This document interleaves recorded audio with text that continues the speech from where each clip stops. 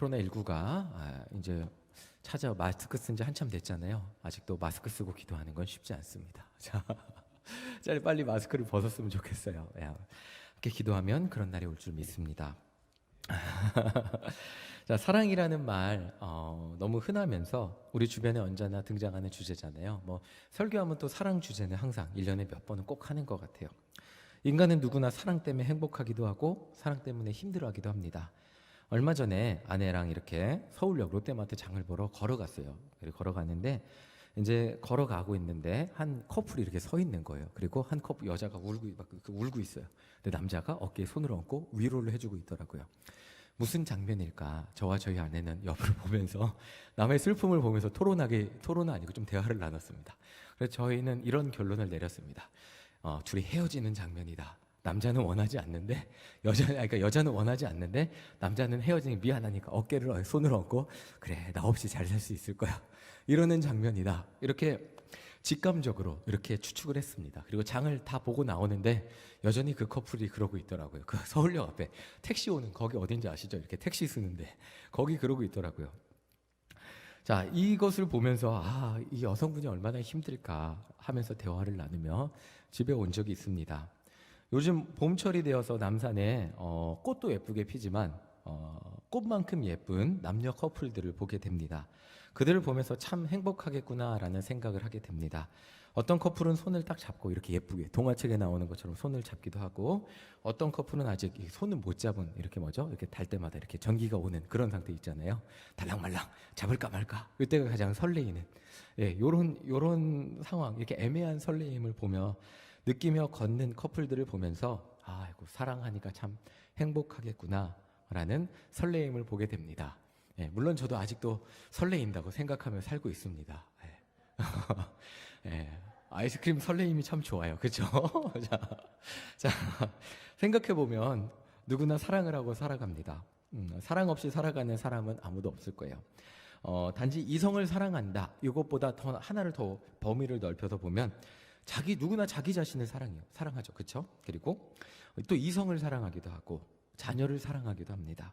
또 그것을 넘어서서 물질을 사랑하기도 해요. 어떤 사람은 차를 사랑해요. 애지중지 자기 차. 그리고 어떤 사람은 집을 사랑해요. 또 어떤 사람은 돈을 사랑하기도 합니다. 사랑의 대상이 다를 뿐이지 사람은 누구나 무언가를 한 가지는 꼭 사랑하며 살아가고 있습니다.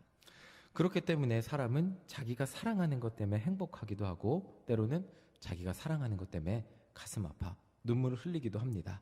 내가 사랑하는 것을 얻기 위해 노력이 과해지면 그게 뭐라 그러죠? 내가 사랑하는 것을 얻기 위해 노력을 너무 과하게 해요.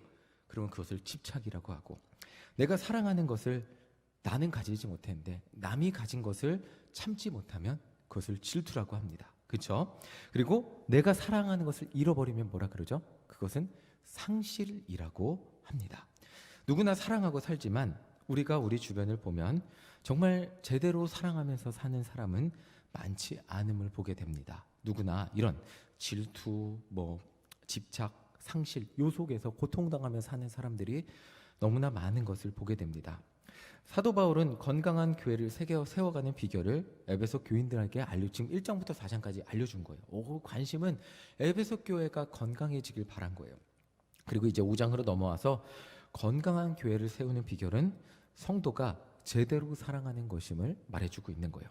자, 사람은 누구나 사랑을 하지만 제대로 사랑을 배우지도 못하고 무엇이 진짜 사랑인지 배우지도 못하고 알지도 못하고 살기에 사랑 때문에 힘들어하는 삶을 살고 있었기 때문입니다. 집착, 분노, 질투, 이런 게 사랑이라고 착각하며 살아가기 때문이었습니다.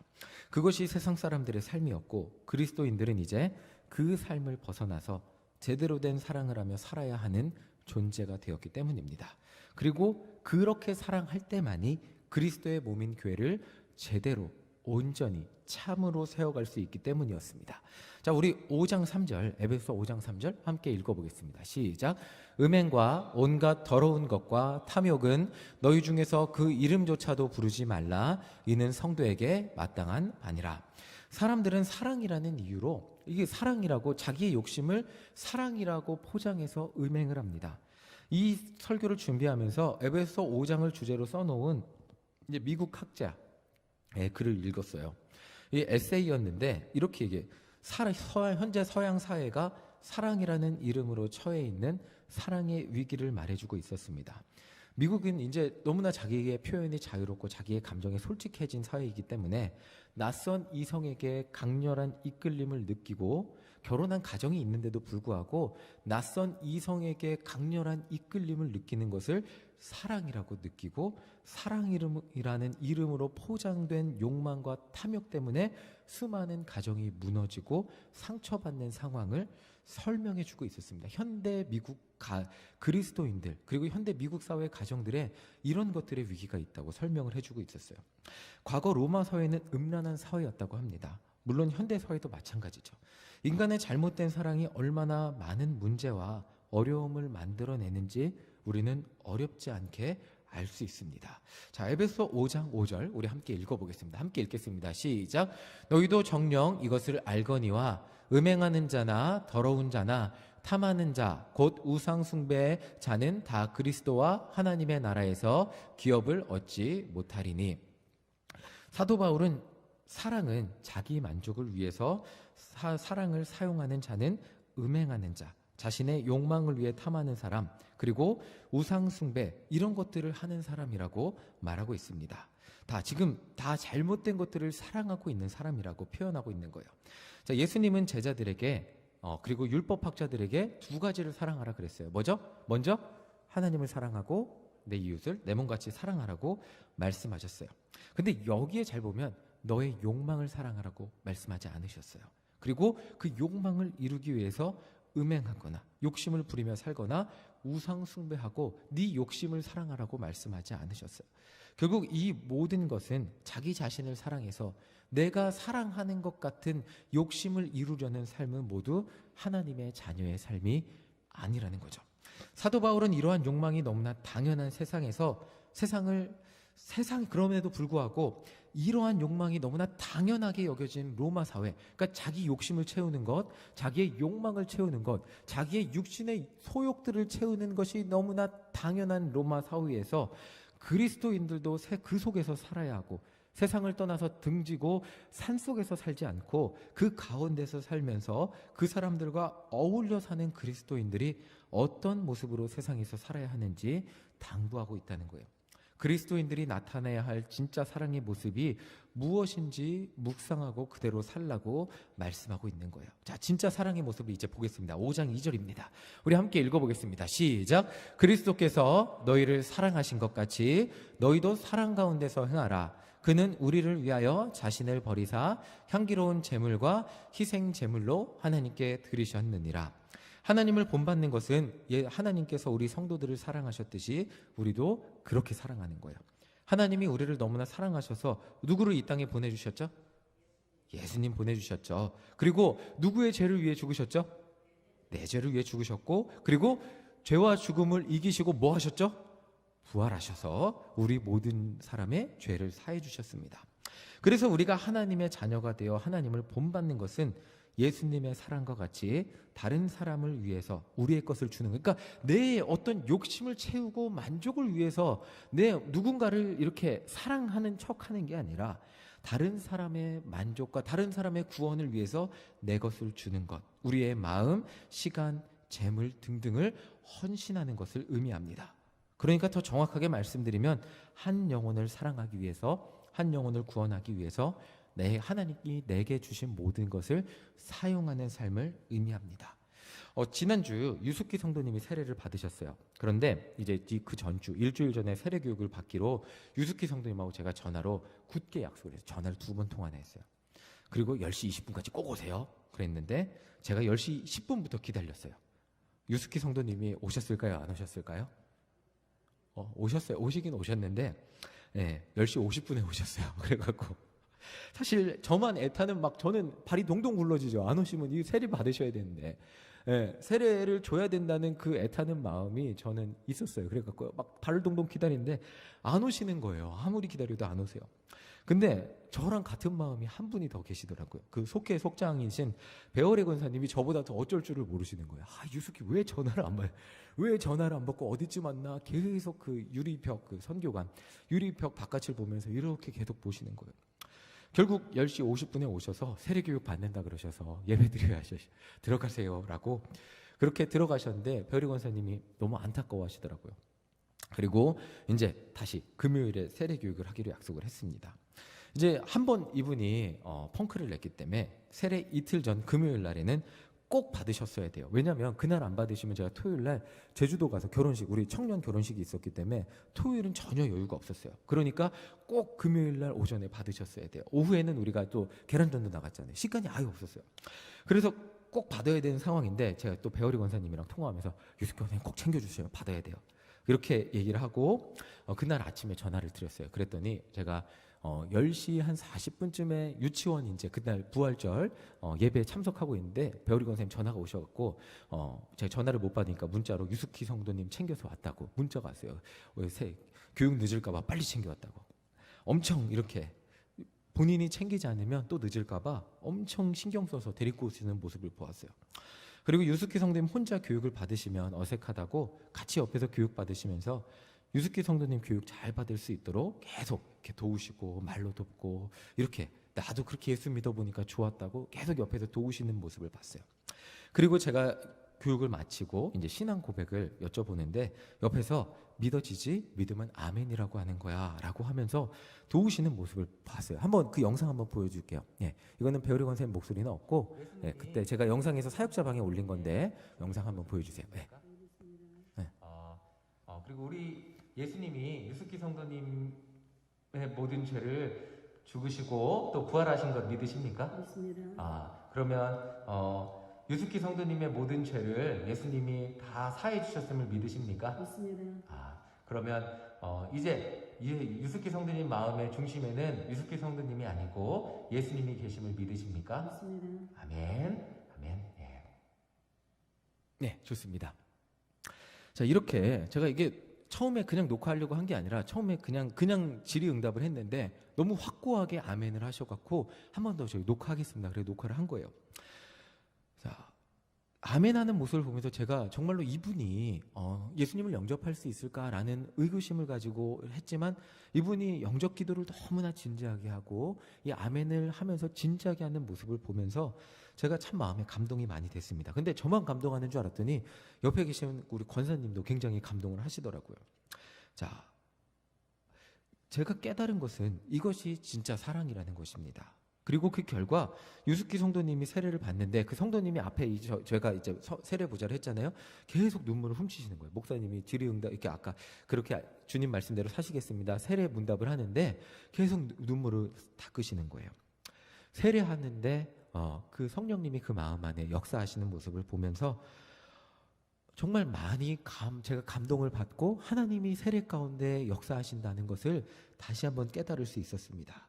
이분이 이렇게 심령의 감동이면서 세례를 받을 수 있었던 배경에는 한 명의 속장이 사랑으로 섬겨주었기 때문에 가능했던 일이었습니다.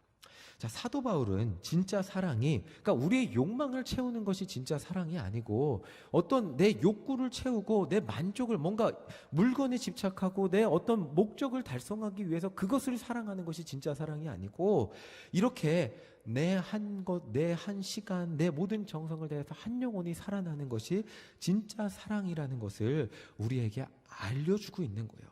에베소 5장 2절을 다시 한번 읽어보겠습니다. 우리 함께 읽어보겠습니다. 시작.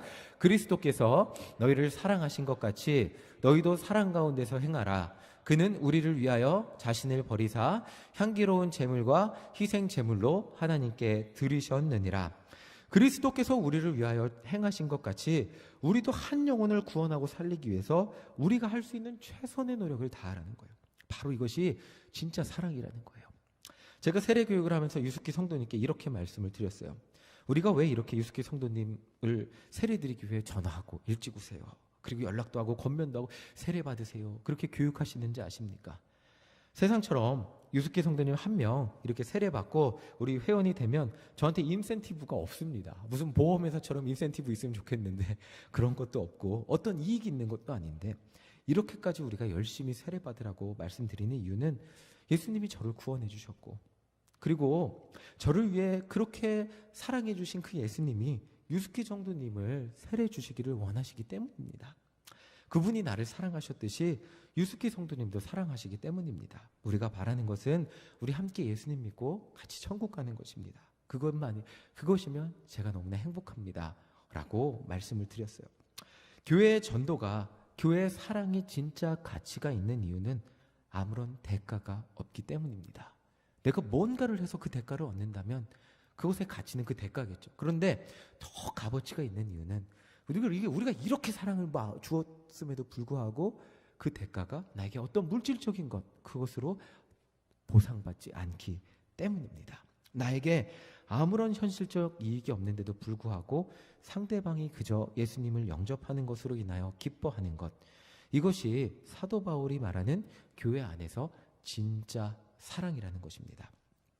사실 이번 예는 배어리 권사님이 수고를 해주셨으니까 배어리 권사님이 주로 예가 됐는데, 우리 일신교회 여기 계신 분들이라면 한 영혼의 구원을 위해서 이렇게 기꺼이 헌신할 수 있는 성도님들이 정말 많음에 제가 설교를 준비하면서 감사를 드리고 사역을 하게 되었습니다. 여기 계신 분들은 누구나 능히 그럴 뿐이라고 믿어요.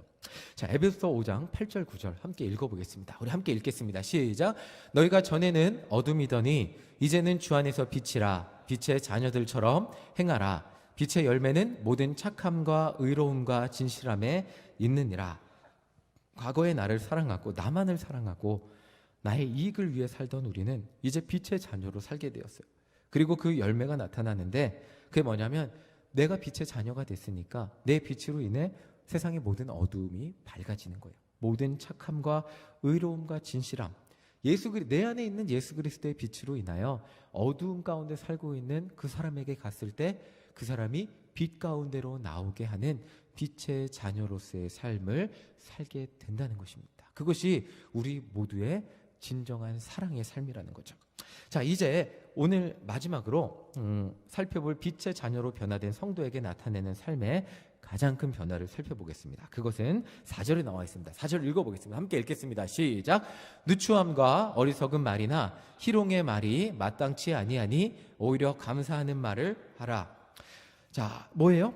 그 빛의 자녀로 살면 뭐가 변화될까요? 말이 변화된다는 거예요. 이전에는 더러운 말, 저속한 말, 세상 가운데 살아가기 위해서 세상의 언어를 사용했다면 이제는 하나님을 그 입술로 감사하는 말을 살게 된다는 거예요.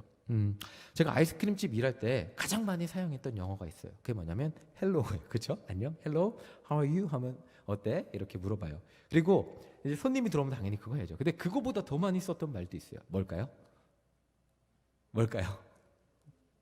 이 저울이 있잖아요. 이렇게 저울이 있어요. 저울이 아이스크림 이렇게 또 컵으로 올려요. 그러면 저희 기계 딱 누르면 기계에 얼마 나와요? 5불 45 이렇게 나와요. 그러면 저는 항상 그 가격을 불러줘야 돼요. 그러니까 5불 45니까 545라고 이렇게 얘기해요. 그러면 그 사람이 돈을 내요. 545 이렇게 얘기를 해요.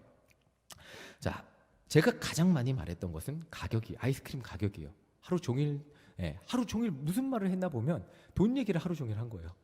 얼마입니다. 하루 종일 일하면서 그 말을 제일 많이 해요. 그리고 그날 정산하면서 이제 밤 10시에 문 닫고 이제 아르바생들이 이제 마비라 그런데 걸레질 하면 이제 제가 정산을 해요. 이제 남은 현금하고 정산을 하면서 이제 사장에게 가장 중요한 보고가 뭘까요? 그날의 매상이겠죠. 결국엔 돈 얘기예요.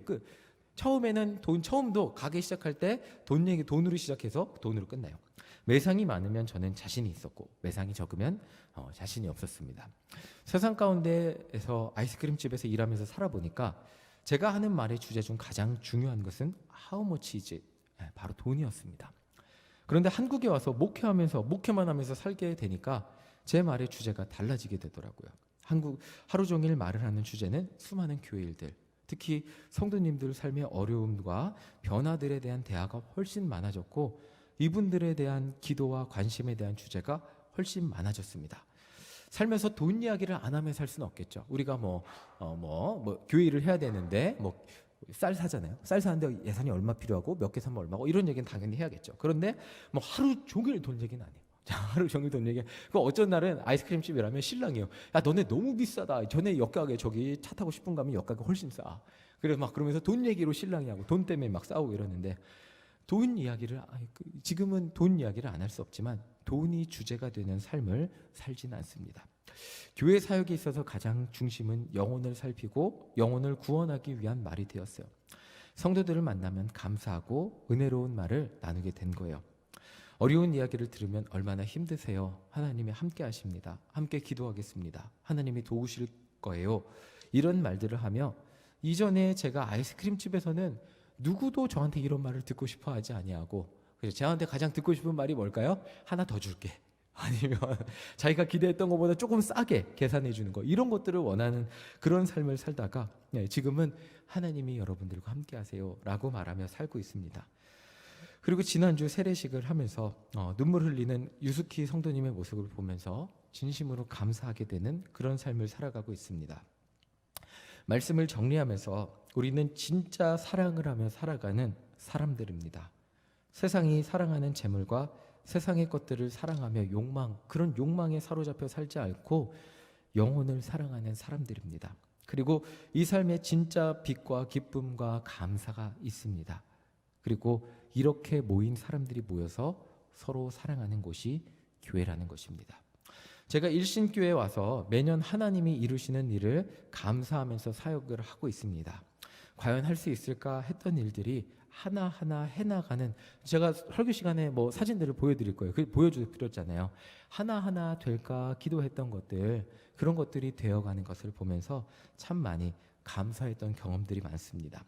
작년에 코로나19로 인해서 조금 더 열심히 하고 싶었는데 열심히 하지 못한 어려움이 있었다고 하지만 우리 교회는 여전히 영혼을 구원하고 빛의 사명을 감당하는 교회로 쓰임받고 있음에 감사하고 있습니다.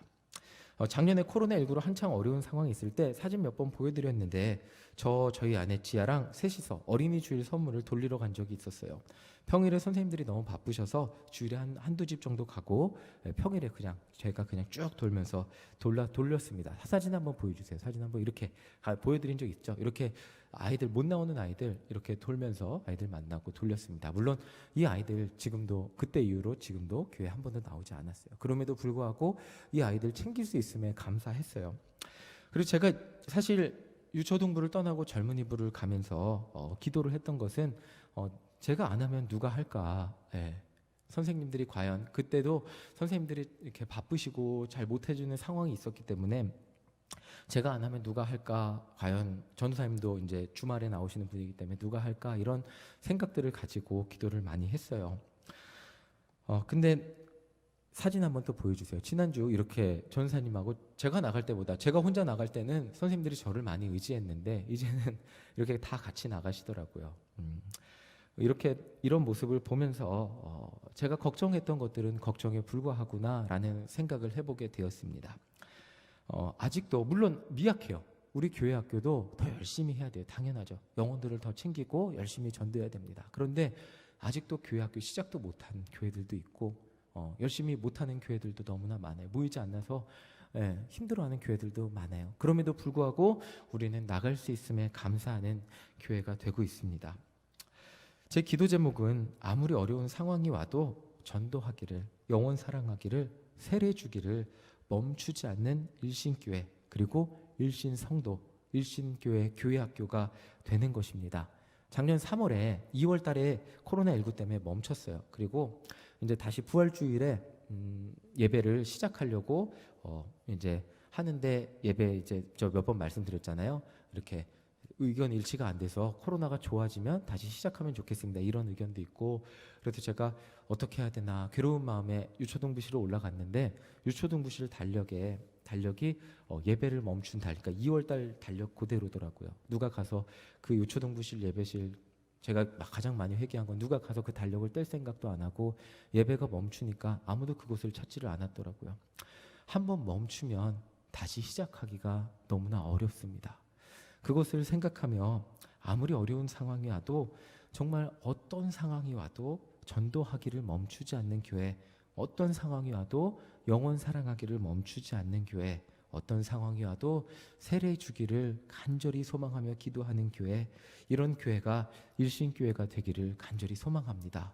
어떤 상황이 와도 내 안에 있는 예수님의 사랑을 전하기 위해서 애쓰는 교회가 될 때 우리 교회는 살아있는, 생명력 있는, 예수님의 심장이 쿵쾅쿵쾅 뛰는 교회가 될 줄 믿습니다. 아멘. 자, 예배 전에 제가 방금 전에 갑자기 목사님 전화를 받았어요. 그래서 목사님이 내일 김소분 집사님 입원하니까 병원 같이 댁에 신방 갔다 오자고 그래갖고 막 차 타고 막 갔다 왔어요. 근데 예배 전에 갔다 와야 되면 제 심장이 너무 막 급해야 되는데 가서 김소분 집사님 기도해 드리는데 제 마음이 너무 행복하고 기쁘더라고요. 한 영혼 만나서 기도해 드리고 그 영혼이 우리의 기도 때문에 힘을 얻고 담대히 그렇게 힘을 얻을 수 있다면 이곳에 우리의 사명이 온전히 감당이 되는 교회가 될 줄 믿습니다. 여러분들 때문에 정말 세상 누군가가 예수님 만나고 여러분들 때문에 세상 누군가가 예수님의 사랑을 깨닫고 여러분들의 수고와 노력으로 정말 한 영혼이 교회 나오고 세례받고 예수님 영접하고 정말 주님 앞에 예배 드릴 수 있다면 정말 그것이야말로 주님의 사랑을 가장 기쁘게 감당하는 성도님 그리고 우리 일신교회가 될 줄 믿습니다. 정말 그렇게 사명 감당할 때 우리가 한 명 감당하던 우리가 두 명을 감당하게 되고 두 명 감당하던 우리가 네 명을 감당하게 되고 네 명 감당하던 우리가 정말 수많은 영혼을 감당하여 이 회원동, 후암동 그리고 정말 우리가 감당해야 될 수많은 지경이 넓어져서 수많은 영혼들을 위해 품고 기도하며 눈물 흘리는 우리 일신교회가 되게 하실 줄 믿습니다. 아멘. 정말 이 마음으로 영혼을 감당하며 품고 기도하는 우리 모두가 되시기를 간절히 소망합니다.